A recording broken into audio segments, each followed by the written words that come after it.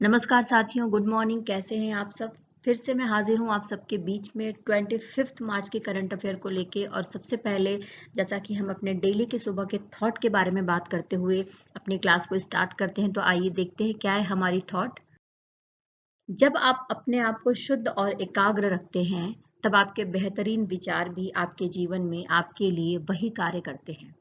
इसका मतलब ये हुआ कि अगर आप एकाग्र हैं, फोकस्ड हैं अपने काम के लिए, और अपने आपका जो मन है वो शुद्ध है, उस आपके मन में किसी के लिए कोई बैर भावना नहीं है, तो जो भी आपकी एकाग्रता की वजह से, आपके शुद्ध मन की वजह से जो भी आपके विचार उत्पन्न होंगे, वो आपके विकास के लिए एक मार्ग प्रशस्त करेंगे। आप अपने विकास के लिए काम कर सकते हैं, और आप देख सकते हैं कि उस एकाग्रता और उस शुद्ध मन की वजह से आप कैसे दिन प्रतिदिन सफलता की ऊंचाइयों पर आगे बढ़ते जाएंगे। तो किसी के लिए बैर भावना नहीं रखना है, मन को शुद्ध रखना है और अपने आप को एकाग्र करते हुए आगे बढ़ते रहना है। इसी सुविचार के साथ में मैं स्टार्ट करूंगी आज की अपनी क्लास। देखिए, पहले हम बात करेंगे कि हर साल 25 मार्च को अजन्मे बच्चों का अंतर्राष्ट्रीय दिवस मनाया जाता है। यानी वो बच्चे जो किसी वजह से ही जिनका गर्भपात कर दिया गया हो, उन बच्चों को याद करते हुए ये वार्षिक रूप से उन बच्चों को याद करने के लिए एक अंतर्राष्ट्रीय दिवस के रूप में मनाया जाता है 25 मार्च को। और इसकी घोषणा करी थी किसने? पोप जॉन पॉल द्वितीय के द्वारा इसकी घोषणा करी गई थी। और ये बोला गया था कि जीवन के पक्ष में एक सकारात्मक विकल्प और जीवन के लिए संस्कृति के प्रसार के रूप में देखा, ताकि हर स्थिति में मानवीय गरिमा के सम्मान की गारंटी दी जा सके। ये विचार रखे गए थे जॉन पॉल द्वितीय के द्वारा, और उन्हीं के द्वारा इस दिन को डिसाइड किया गया था कि हर साल 25 मार्च को अजन्मे बच्चों का अंतर्राष्ट्रीय दिवस मनाया जाएगा उनकी याद में।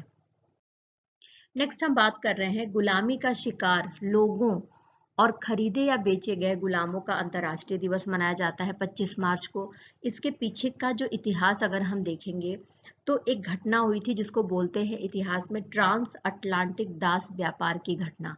ये घटना ऐसी थी जिसमें 400 वर्षों में 15 मिलियन पुरुष और महिलाएं और बच्चे शिकार हुए हैं, पीड़ित हुए हैं, कुछ लोगों की हत्या कर दी गई है।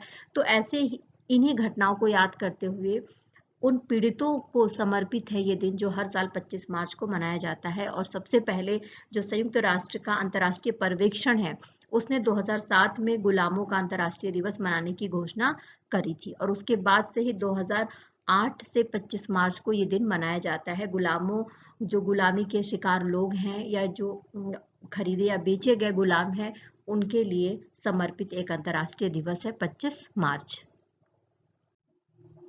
अब हम बात कर रहे हैं अर्बन क्लाइमेट फिल्म फेस्टिवल के बारे में, जो 24 मार्च से स्टार्ट कर दिया गया है नई दिल्ली के ML भारतीय ऑडिटोरियम में। अच्छा, किसके द्वारा किया गया है तो वो भी देख लेते हैं।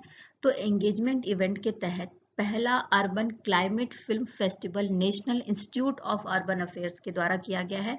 अच्छा, जो ये national institute of urban affair है, ये भारत का जो आवास और शहरी मामलों का मंत्रालय है उसके तहत आता है, और एक केंद्रीय स्वायत्त निकाय है, यानी गवर्नमेंट के अंडर ये काम करता है। ये जो पूरा इवेंट किया जाएगा, इसमें नौ देशों के 11 से अधिक पुरस्कार विजेता फिल्मों को दिखाया जाएगा। ठीक है, जिसमें से कुछ देशों के बारे में बात कर लेते हैं कि जैसे यहाँ पर आपको Bharat, France, Germany, Belgium, Poland, USA जैसे जो देश हैं उनके भी मूवीज देखने को मिलेगी।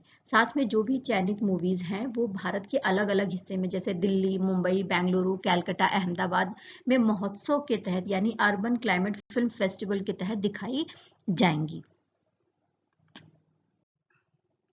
हम नेक्स्ट बात कर रहे हैं कि 21 मार्च को क्या हुआ है। कोलकाता में INS एंट्रोथ को लॉन्च किया गया है। अब ये INS एंट्रोथ क्या है, तो देखिए, 8 anti submarine warfare shallow water craft की एक श्रृंखला है, जिसमें से इसका दूसरा पार्ट, जिसका नाम रखा गया INS एंट्रोथ, को लॉन्च कर दिया गया है। और भारतीय नौसेना के लिए garden rich ship builders and engineers limited के द्वारा इसको बनाया गया है। और साथ में ही अगर हम इसके स्ट्रक्चर के बारे में बात करते हैं, तो 77.6 मीटर लंबा और 10.5 मीटर चौड़ा है ये। इसकी विशेषताओं में अगर हम देखते हैं तो पनडुब्बी रोधी संचालन कर सकता है, कम तीव्रता वाले समुद्री संचालन और खदान संचालन का काम इसके द्वारा किया जा सकता है। साथ में ही जो आत्मनिर्भर भारत की जो योजना चल रही है, जो दृष्टिकोण है, एटीट्यूड है भारतीय गवर्नमेंट का, उसके तहत ही इसको निर्माण किया गया है, जहां पर हम देखते हैं कि जो भी सेना से रिलेटेड जो भी उपकरण है, जहाज है, एयरक्राफ्ट है, उसको भारत में ही निर्मित किया जा रहा है। देखिए, अब हम बात कर रहे हैं कोंकण समुद्री अभ्यास के बारे में, जो भारतीय नौसेना और यूके की रॉयल नेवी के बीच में हुआ है। कहाँ पर? तो अरब सागर के कोंकण तट पर 20 से 22 मार्च के बीच में। स्पेशली इस अभ्यास में समुद्री संचालन, वायु सतह और उप सतह के सभी डोमेन शामिल किए गए थे। साथ साथ में जो भारत और यूके समुद्री डोमेन जागरूकता है, उस पर नए सहयोग के साथ काम करने के लिए समुद्री सूचना साझा करने पर भी समझौता हुआ है और ये अभ्यास कंप्लीट हो गया है। कोंकण अभ्यास के बारे में बात करें तो ये द्विपक्षीय नौसैनिक अभ्यास है, यानी एक साल भारत में होता है तो दूसरे साल यूनाइटेड किंगडम में होता है। इस श्रृंखला की स्टार्टिंग, यानी कोंकण श्रृंखला की जो स्टार्टिंग है वो 2004 में करी गई थी, और इसके साथ साथ में भारत और ब्रिटेन की जो सेनाएं हैं वो साथ साथ में और भी अभ्यास करते हैं। वो देख लेते हैं वो कौन कौन से हैं। तो वायु सेना अभ्यास है जिसका नाम है इंद्रधनुष, ठीक है, और साथ में ही संयुक्त सैन्य अभ्यास है जिसका नाम है अजय वॉरियर। ये मतलब भारतीय सेना और जो यूके की सेना है उनके बीच में 3 हमें यहाँ पर सैन्य अभ्यास देखने को मिला। पहला कोंकण देखने को मिला, दूसरा हमें इंद्रधनुष देखने को मिला, और तीसरा हमें देखने को मिल रहा है अजय वॉरियर। नेक्स्ट हम बात कर रहे हैं यूनेस्को की रिपोर्ट के अनुसार दुनिया की 26% आबादी के पास सुरक्षित पेयजल नहीं है, ऐसी बात कही है यूनेस्को ने। रिपोर्ट में कहा गया है कि 46% की आबादी के पास सुरक्षित रूप से जो प्रबंधित स्वच्छता वाला जल होना चाहिए वो पहुंच नहीं पा रहा है। यहाँ तक कि रिपोर्ट में ये भी बोला गया है कि जो वैश्विक शहरी आबादी है 2016 में 930 मिलियन से दुगनी होकर 2050 में 1.7 से 2.4 बिलियन हो जाएगी। यानी इन आबादी के पास पानी की कमी की जो मात्रा है वो धीरे धीरे क्या हो रही है, बढ़ती जा रही है। तो इसके लिए यूनेस्को ने कहा कि वैश्विक जल संकट को नियंत्रण करना पड़ेगा, उसको रोकना पड़ेगा, और उसके लिए एक महत्वपूर्ण अंतर्राष्ट्रीय तंत्र भी बनाना पड़ेगा। अब हम बात कर रहे हैं करदाताओं के लिए एक मोबाइल ऐप जिसका नाम है AIS, लॉन्च किया गया है। किसके द्वारा लॉन्च किया गया है? तो देखिए, करदाताओं के लिए मोबाइल ऐप है, तो ये लॉन्च किया गया है आयकर विभाग के द्वारा। यानी आयकर विभाग ने अपने करदाताओं के लिए एक मोबाइल ऐप जिसका नाम है AIS को लॉन्च करा है, जिसके माध्यम से जो टैक्स पेयर है वो TDS और TCS, TDS का फुल फॉर्म क्या है? टैक्स डिडक्शन एट सोर्स, और TCS का फुल फॉर्म क्या है? तो टैक्स कलेक्शन एट सोर्स। इन दोनों के बारे में जो कुछ भी जानकारी है, ब्याज, लाभांश, जो शेयर सौदे हैं, शेयर मार्केट के बारे में, यानी सारी जानकारी अपने टैक्स से रिलेटेड अपने मोबाइल पर ही देख सकते हैं अगर उनके पास AIS मोबाइल ऐप है तो। देखिए, नेक्स्ट हम बात कर लेते हैं आर्टिफिशियल इंटेलिजेंस के बारे में। जैसा कि हम सब ने काफ़ी दिनों से पढ़ा भी है, और ओपन AI का नाम तो हम कई बार पढ़ चुके हैं। जैसा कि हम सबको ये बात पता है कि आर्टिफिशियल इंटेलिजेंस के क्षेत्र में बहुत सारा काम हो रहा है। जो सॉफ्टवेयर कंपनियां हैं वो लगी हुई हैं नए नए फीचर्स को लाने के लिए। हमने GPT चैटबॉट के बारे में भी पढ़ा था, शायद आपको याद होगा। तो इसी क्षेत्र में हम देखते हैं कि नए नए काम होते जा रहे हैं, और ओपन AI के डेल ई के द्वारा संचालित जो बिंग इमेज क्रिएटर, यानी जिसको हम कह सकते हैं बिंग छवि निर्माता, सॉफ्ट के द्वारा पेश कर दिया गया है। और माइक्रोसॉफ्ट के द्वारा ये भी बोला गया है कि दृश्य कहानियां और ज्ञान कार्ड 2.0 भी लॉन्च किया जाएगा। देखिए, अब हम बात करें इजिप्ट के बारे में। इजिप्ट यानी मिस्र के बारे में बात कर रहे हैं। Egypt joins as a member of BRICS bank, यानी एक नए मेंबर के रूप में शामिल हो गया है ब्रिक्स बैंक में। कौन? इजिप्ट।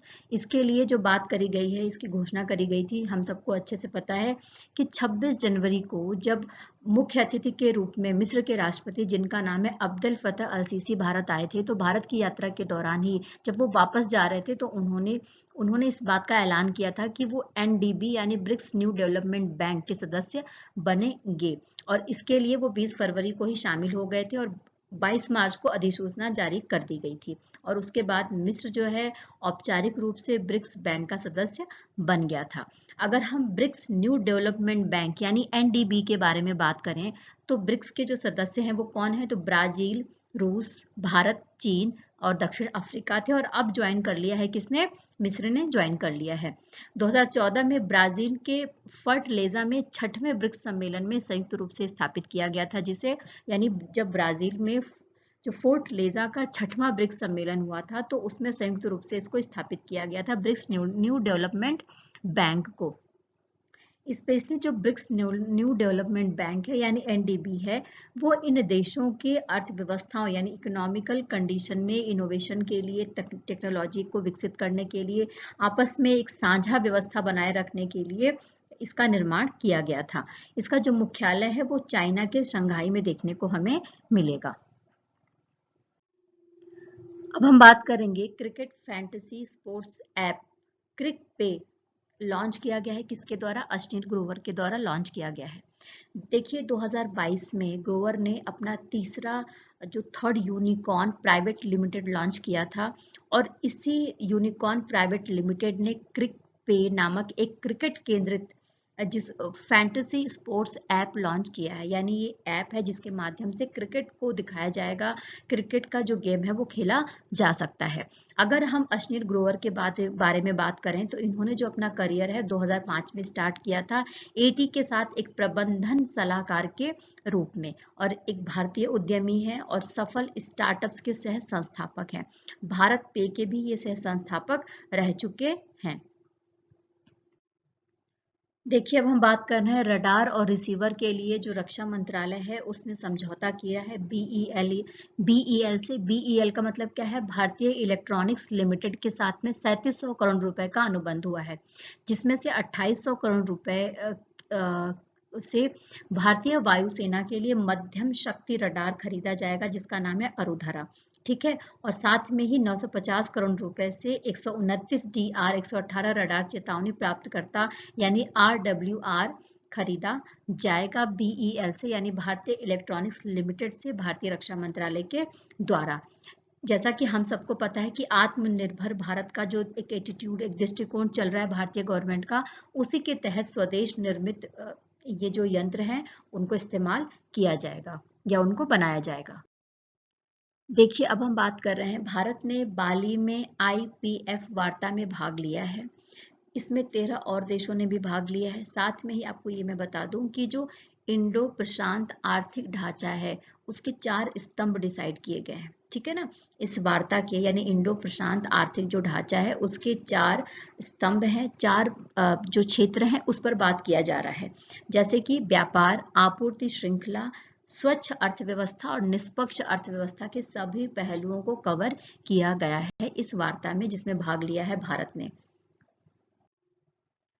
अब हम बात कर रहे हैं, एक प्रसिद्ध मराठी लेखक हैं, इतिहासकार हैं जिनका नाम है श्रीमंत कोकटे, ठीक है ना। उनकी पहली अंग्रेजी पुस्तक है जिसका नाम है छत्रपति शिवाजी महाराज, इसको जारी किया गया है, और इसका जो अनुवाद किया गया है वो किसके द्वारा किया गया है, तो अनुवाद किया गया है दिलीप चौहान के द्वारा, और इसको विमोचन किया गया है लोकप्रिय MP हैं और अभिनेता हैं अमोल कोल्हे उनके द्वारा। साथ में मैं आपको बता दूं कि जो श्रीमंत कोकाटे जी हैं उन्होंने शिवाजी के ऊपर 4 पुस्तकें लिखी हैं जो बहुत ज़्यादा प्रसिद्ध हो गई हैं, और उसी के संदर्भ में उनकी जो बुक है शिवाजी छत्रपति शिवाजी महाराज, इसको अंग्रेजी में अब ये बुक लेकर आए हैं। देखिए अब हम बात कर रहे हैं अनुराग बेहर के बारे में। अनुराग बेहर कौन है, तो अनुराग बेहर अजीम प्रेमजी फाउंडेशन के CEO, अजीम प्रेमजी यूनिवर्सिटी के संस्थापक और उपाध्यक्ष रह चुके हैं, और उन्होंने एक नई बुक निकाली है जिसका नाम है a matter of the heart, education in India. ये जो बुक है इसमें 110 कहानियों का संग्रह है, जिसके माध्यम से बेहर फाउंडेशन में काम करने के अपने अनुभवों को बता रहे हैं और साथ में ही भारत के जो बड़े बड़े शहर हैं उसमें शिक्षा की स्थिति क्या है उसको भी बता रहे हैं। अगर हम अनुराग बेहर के बारे में बात करें तो वो सामाजिक क्षेत्र के एक विख्यात शिक्षाविद भी हैं। साथ में ही इस पुस्तक को प्रकाशित किसके द्वारा किया गया है, तो नास्तिया टेक्नोलॉजीज प्राइवेट लिमिटेड की वेस्टलैंड नॉन फिक्शन डिवीजन के द्वारा इस पुस्तक को प्रकाशित किया गया है। देखिए, अब हम बात कर रहे हैं, एक डायरेक्टर थे जिनका नाम था प्रदीप सरकार। उनका 67 साल की उम्र में निधन हो गया और इन्होंने अपना जो निर्देशन का काम है वो 2005 में स्टार्ट किया था मूवी परिणीता के साथ में ही इन्होंने और सारी मूवीज का निर्देशन करा है, जैसे लगा चुनरी में दाग, हेलीकॉप्टर एला, लफंगे परिंदे। इसके अलावा इन्होंने कुछ वेब सीरीज का भी निर्देशन करा था, जैसे cold lassi, chicken masala, arrange marriage and forbidden love और दुरंगा जैसी वेब सीरीज का भी इनके द्वारा निर्देशन किया गया था। इनको कई सारे पुरस्कार दिए गए थे। 2005 में इनको परिणीता के लिए फिल्म फेयर अवार्ड मिला था for the best art direction के लिए, और इसके अलावा इनको Zee cine award for most promising director के लिए अवार्ड मिला था। 2006 में इनको एक निर्देशक का सबसे अच्छा डेब्यू फिल्म के लिए इंदिरा गांधी अवार्ड भी मिला था। इस वीडियो में इतना ही। जैसा कि मैंने आपको बताया है कि सेशन थोड़ा हमारा लेट चल रहा है क्योंकि मैं बाहर हूँ, पर मेरी कोशिश रहेगी कि कल से जो सेशन है वो टाइम पर स्टार्ट हो जाए, यानी आपको डेली करंट अफेयर की जो क्लास है जो डेली आती है मेरी, वो आपको डेली उसी दिन मिल जाए। आपने बहुत सारा साथ और प्यार दिया है, इसके लिए तहे दिल से शुक्रिया। मेरे साथ ऐसे ही बने रहिए। निश्चित ही आपके एग्जाम के पॉइंट ऑफ व्यू से, आपके नॉलेज के लिए जो क्वेश्चन होंगे वो अच्छे होंगे, और आपका अगर कोई स्टडी ग्रुप है, आपके दोस्त हैं, तो वहां पर शेयर कर सकते हैं। निश्चित ही उनको लाभ होगा। जो भी कंटेंट है, मटेरियल है, उसको टेलीग्राम का जो चैनल है हमारा, वहां पर पीडीएफ के फॉर्म में उपलब्ध है, तो वहां भी जाकर आप अपने नोट्स प्रिपेयर कर सकते हैं और पढ़ सकते हैं। आपका बहुत बहुत धन्यवाद। Take care, good day and bye bye.